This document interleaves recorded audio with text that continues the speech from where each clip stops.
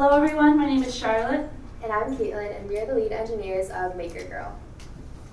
The main problem that Makergirl sees is that there's a huge gender discrepancy in the amount of women in STEM fields.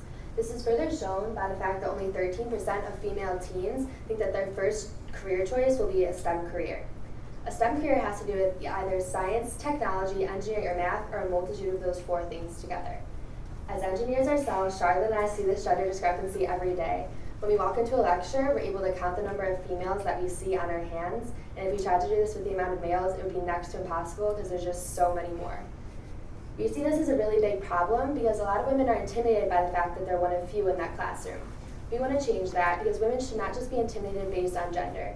We are just as empowering and just as intelligent as the males in those rooms. Engineers are the problem solvers of the world. It is our jobs to come up with as many solutions as possible so that we're able to solve them quicker. The fact that there's a lack of female engineers in those fields means that there's also a lack of the amount of viewpoints that are given to solve those problems. If you increase the amount of female engineers, you're also increasing and adding those viewpoints so that those problems will be able to be solved faster.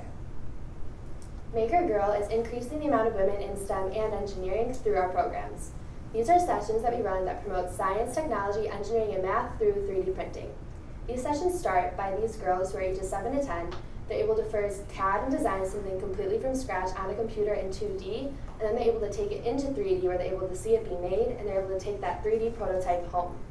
We think this is very empowering because the girls are able to show their confidence to their friends and their family that they're able to make this and they're able to do this, which we think is really amazing. Engineering has a bad stereotype of being extremely difficult and sometimes extremely boring, and we're showing these girls that it's extremely fun and their faces light up when they get to see their creation come to life. And they're 7 to 10-year-olds, and they're completely doing this themselves, so engineering is not difficult. The main takeaway we want these girls to take after they come to our sessions is we want to inspire them to continue to be active in STEM and engineering fields. Our main goal is that they continue to do this outside of our sessions, but we also want them to come back to our sessions. Currently, we have 4 different programs where the girls are making 4 different objects they can take home with them, and we're continuously updating our sessions, and we're going to have a whole new program for our fall launch in September. If the girls continue to come to our sessions and continue to practice STEM outside of our sessions, this will help in our ultimate goal of having complete gender equality in all workplaces. Woo. So this summer, we were able to run 28 sessions, working with a total of over 300 girls.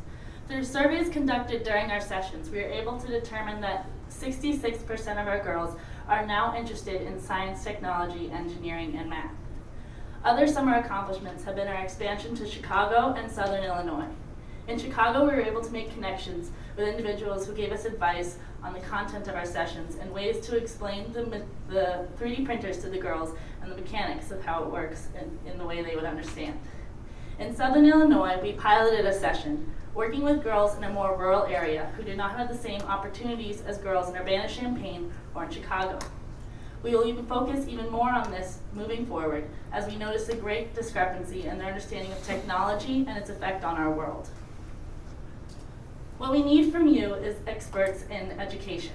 With an educator on our team, we could improve the content of our sessions and even greater impact the girls who come to our sessions.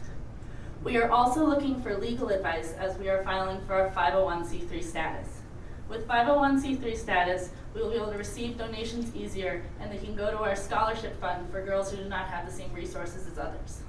And lastly, we are always asking for help in spreading the word about Makergirl. In just 2 months this summer, we were able to reach over 300 girls. If we had contacts in 2 or 3 more locations, we could reach over 1,000. Maker Girls are today's makers and tomorrow's life changers. Thank you.